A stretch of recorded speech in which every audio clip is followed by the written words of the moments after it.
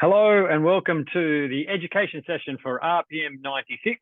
My name is Ian Hennessy. I am an RPM instructor, presenter, trainer, and team coach here in Australia. And it's my pleasure to be here with you to chat again today with some more education and some updates on the latest release of RPM 96.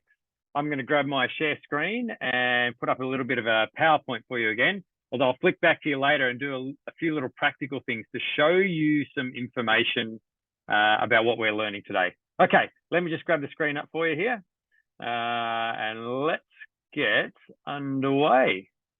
So, RPM 96, let's have a quick look at what we're going to cover today.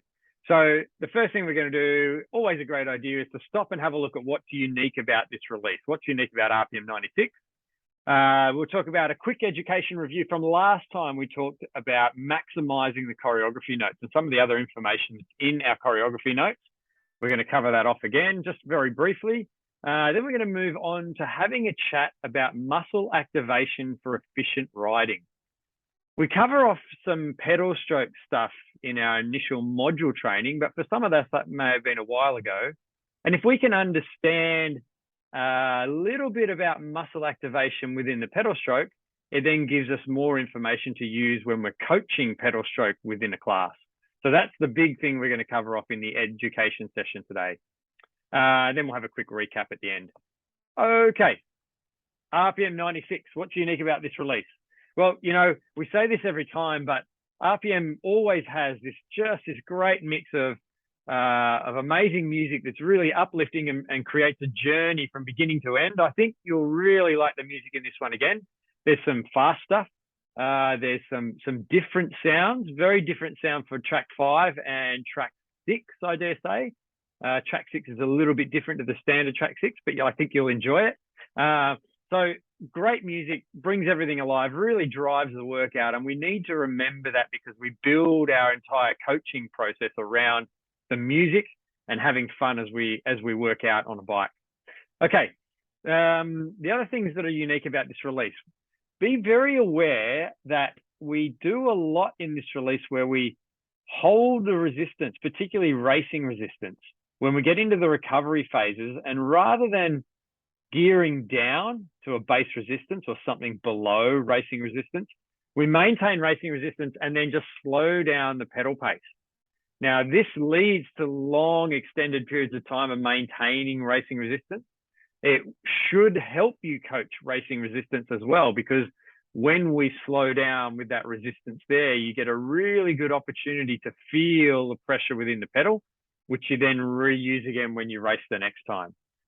You can use little things like if your legs aren't slowing down when you get to that recovery, perhaps you need a little more resistance going into the next one.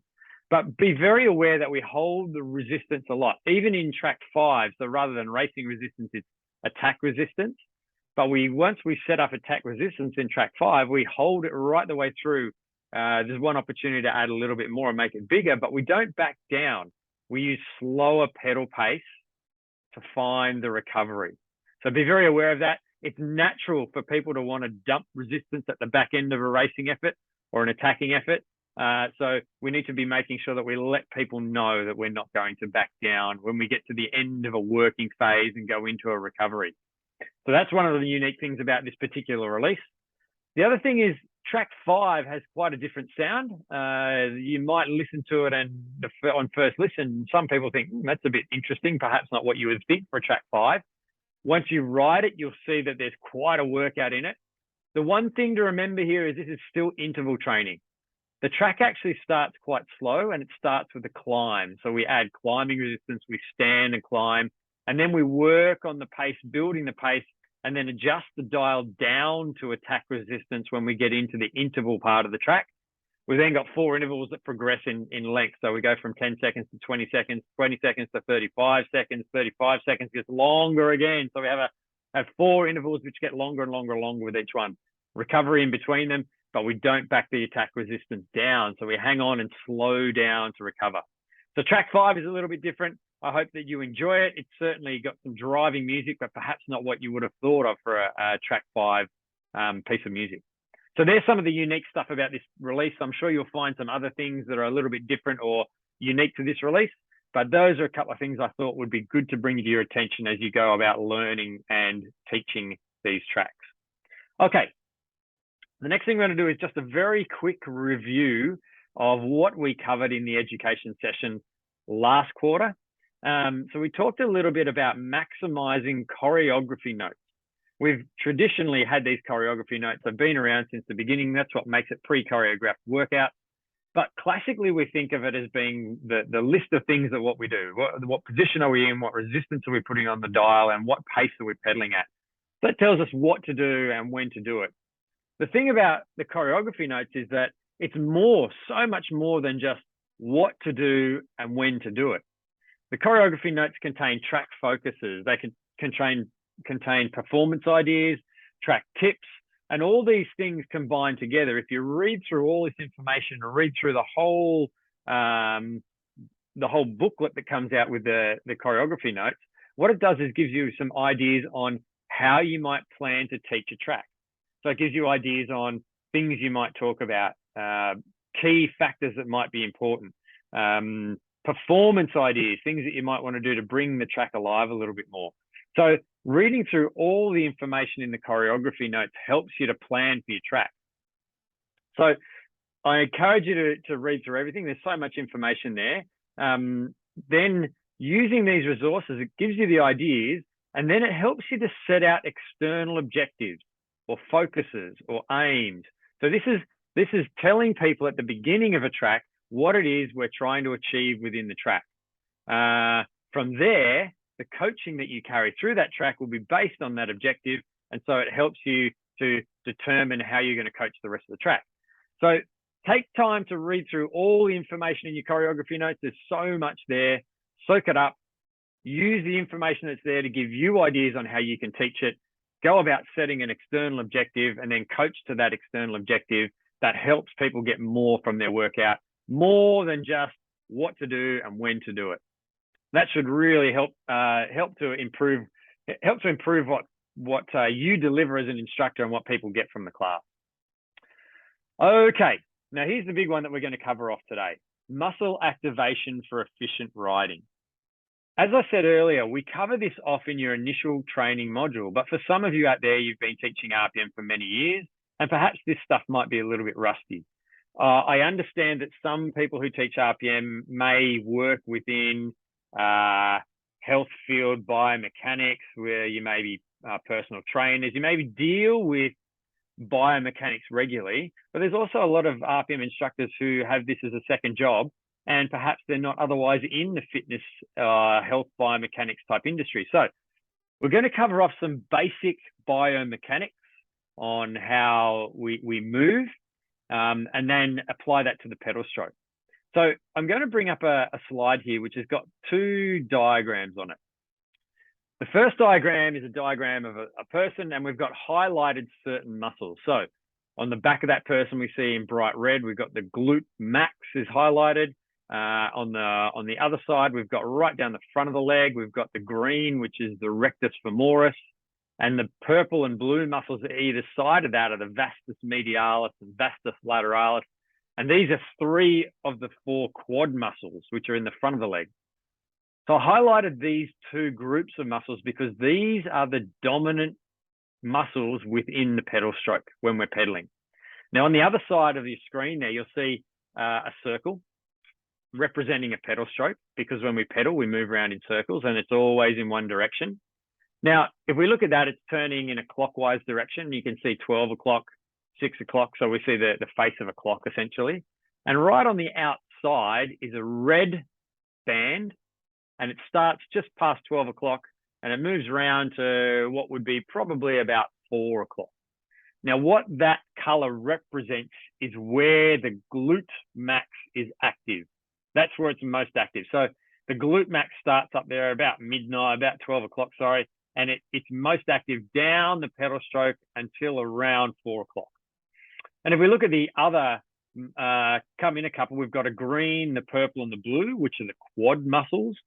And you see they activate the rectus femoris, or the one right down the front of your leg, starts right back around maybe even 10 o'clock. and it works right over the top of the pedal stroke. And then the other two quad muscles kick in there at about 11. And they are working down to around about 3:30 on the clock there.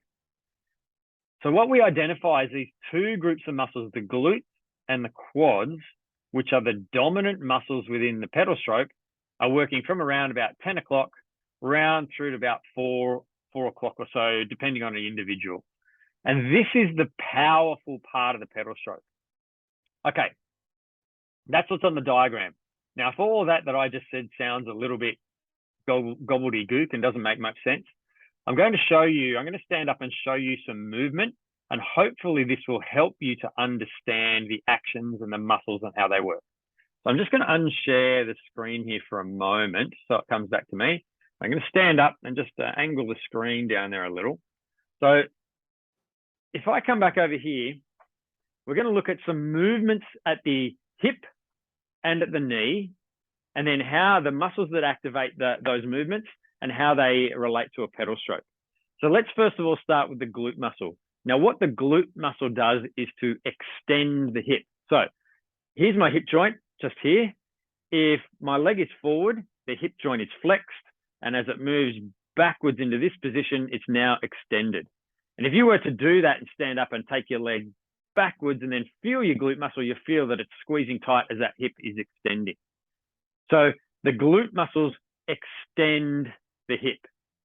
Now, when we think about the knee joint, the muscles which extend the knee, so if this is a flexed position at the knee, this is an extended position.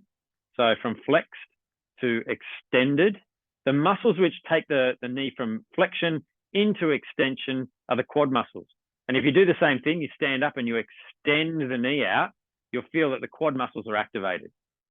So let's now take these two movements, the hip and the knee, and take them both from a flexed position into an extended position. So if I lift my knee up here, my hip is flexed, my knee is flexed. This is identifying the top of the pedal stroke. As we come around the pedal stroke and start to go down, my knee is extending and my hip is extending. We come right around the pedal stroke, knee flexes, hip flexes, and then we get to the top and the knee extends and the hip extends. So when we think about a pedal stroke and we come around the pedal stroke, as you're pushing downwards, the quads and the glutes are both activating, and they're the big power muscles to push the pedal down. So this is the powerful part of the pedal stroke, from right up here and down. And as we said on that little diagram, the quads actually kick in from around about 10 or 11 o'clock. So as we come up and over, the quad muscles start here as the pedal stroke's coming up and over the top there. Then the glutes start to kick in to push the leg down. The quads are getting relatively towards their limit because the knee's extended. And as you go down a little bit lower, the glutes continue to extend to the bottom of the pedal stroke. So this is the powerful part. Glute and knee extension, pushing down. And if we get the quads activated early, from about 10 or 11 o'clock, we're starting to push that pedal forward. These are the key parts to the pedal stroke. Let me share the screen again. Okay, so back up here, we can look again now and we see that the quads here in green, blue, and purple kick in early as the knee extends around this way. The glutes kick in a little bit later and start the hip extension down through here. And this forms the bulk of the push in the pedal stroke down to the bottom. Now, once we go a little bit further, we get a bit of movement through the hamstrings start to work to pull the knee back. So they work to flex at the knee. We get a bit of work from our gastrocnemius, or the calf muscles down in through the bottom of the leg. And these guys sort of help their accessory muscles, but the big muscles that work are the glutes and the quads. Okay, so let's have a bit of a think about how that relates to us when we're in class. So the quadriceps drive the knee extension. This starts at around about 10 or 11 o'clock, depending on the individual, or it can start as early as there. The quads are more dominant when you move forward in the saddle. That's because it creates a little bit more flexion at your knee, And so as you drive across the top of the pedal stroke, you really activate the quads. I encourage you to get on a bike, load up, once you're warmed up, load up to about a attacking resistance, build a bit of pace, maybe 80 to 90 RPM, and then shift forward in the saddle and see what you feel in your legs. And after you've been forward in the saddle for a little while, shift your butt right back in the saddle and see what you feel within the muscles in your legs. When you move forward, you should feel more pressure in the top of your legs, your quad muscles. So the quads are dominant in the early part of that power phase of the pedal stroke, because you can start as you start to push the toes forward right across the top of the pedal stroke. So think driving the toes forward to get your quads to activate early. This can really help in, for instance, a track 5. If you've got attack resistance on, you're sitting and you're trying to drive the pedals to maintain the pace, think about driving your toes forward. All right, if we think about the glute muscles drive hip extension, and this starts around about 12 o'clock. So right at the top of the pedal stroke and around from there. I should share the screen, sorry. I did everything bar press the button.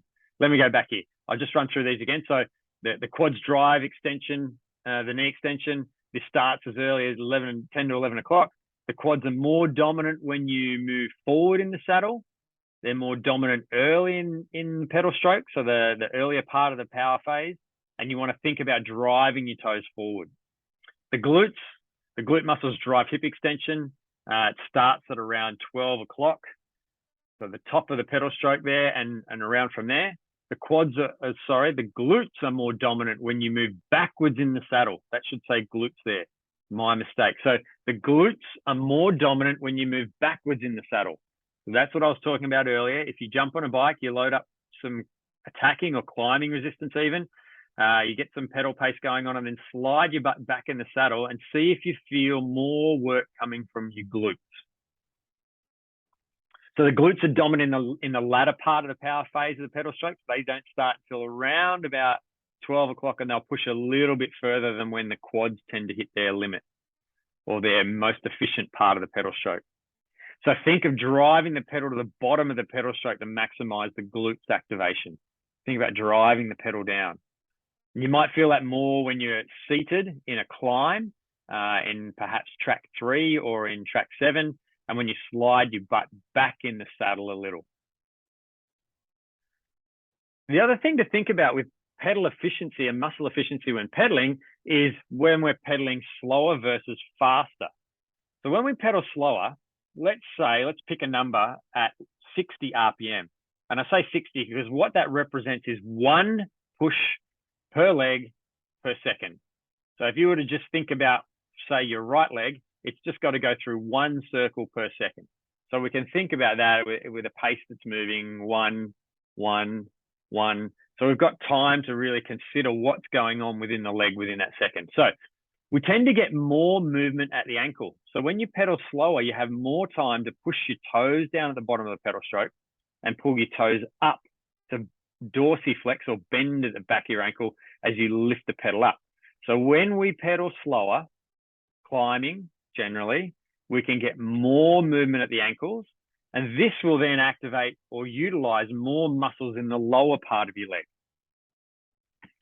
The most power comes from the downstroke, but when you're pedaling slower, you can assist from the bottom and the back part of the pedal stroke by using the muscles in the lower half of your leg, and then using the hamstrings to pull the pedal backwards and the hip flexors to lift the knee up. So we get more time to really think about activating and working through the entire pedal stroke. So slower speed, we get more movement at the ankle and more time to work the entire pedal stroke.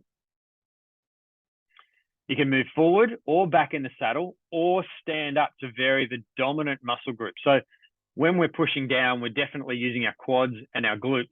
But if you move forward, the quads will become a little bit more dominant within that pedal stroke. And if you move backwards, the glutes will become a little more dominant in that pedal stroke.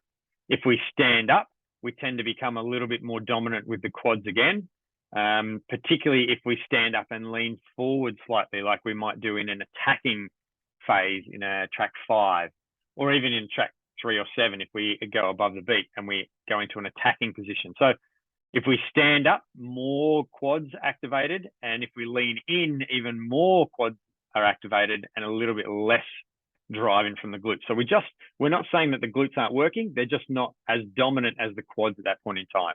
So by moving backwards, forwards, or standing up, we shift the dominant muscle, the dominant group of muscles within the pedal stroke.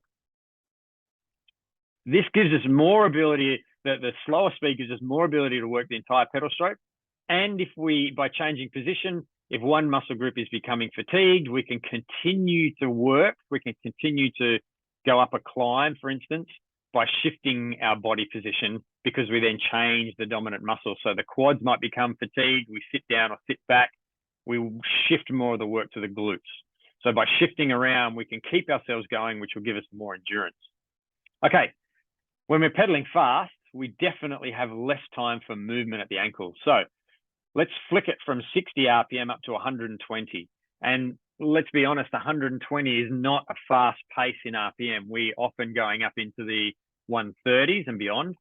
But at 120 RPM, that's 2 full revolutions per second. That's 4 movements at the ankles, 2 at the right and 2 at the left. So that's 1 flexion or extension at your ankle every 0.25 seconds. Do you think that you have the capacity to really control that well? It becomes more difficult. So what we do at a faster pace is we tend to fix the ankle in position and we have less movement there. And the best position to have the ankle in when you're pedaling fast is to have the toes ever so slightly dropped. So it lengthens the distance from the knee right down through the pedal. That makes the lever a little bit longer and it helps you to go faster. So when we're going fast, we tend to fix the ankle with the toes ever so slightly down. And that just helps to pedal that little bit faster. And as I said, they're best to have the toes flex slightly down. Now, most of the power when we're going fast comes from the forward and down motion, forward and down motion. So if we're thinking forward, we start the pedal stroke a bit further back with the quad muscles. So by thinking that, what we need to do is think about moving forward in the saddle. Because if we want to make the quads dominant, we know that shifting forward in the saddle brings more work into the quads. The quads are starting the pedal stroke earlier, therefore we can make it faster by kicking earlier within the pedal stroke. So when we're trying to go fast, we want to shift forward in the saddle. We want to dip our toes slightly downwards and then fix the ankle in place. And think about kicking your toes forward. If you think about kicking forward, that's where you'll get that faster motion that'll help you to get to or right up onto the beat of the music when we're pedaling fast. So pedaling fast, we're thinking about fixing the ankles versus slow where we move the ankles. Pedaling fast, we definitely want to move forward. Whereas when we're going slow, we have this opportunity to move into different positions on the saddle or on the bike to really utilize the different muscle, the different dominant muscle groups. Wow, lots of information within that.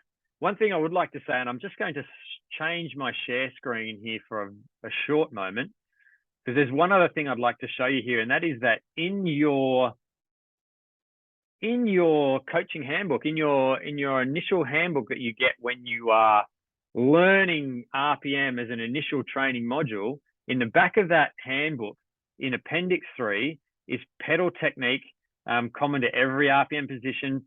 Some more information about cycling biomechanics. It talks a lot about the stuff I've just gone through. And also another diagram, which is similar, but changed slightly, but it gives the same information on pedal stroke. So go back and have a bit of a look through your coach's handbook, Appendix 3, I think it's about page 51, 52 or 52, 53 maybe. And have a bit of a read through that to, if you're having any, if you have any more questions about pedal stroke when you're on the bike within RPM. All right, let's just jump back to our PowerPoint one more moment, just to recap what we've covered off today. So first of all, we had a chat about the uniqueness of RPM 96, great music, holding resistance in our recovery phases, and the slight variation in sound and feel of track number 5, our interval training track. We recapped maximizing our choreography notes from last quarter, and then we've been through quite in-depth muscle activation for efficient riding when we're in an RPM class. I hope that information has helped you, and I hope that it's going to give you some more to think about as you go into teaching RPM 96. I hope that you have a great release. Enjoy, and I'll see you next time.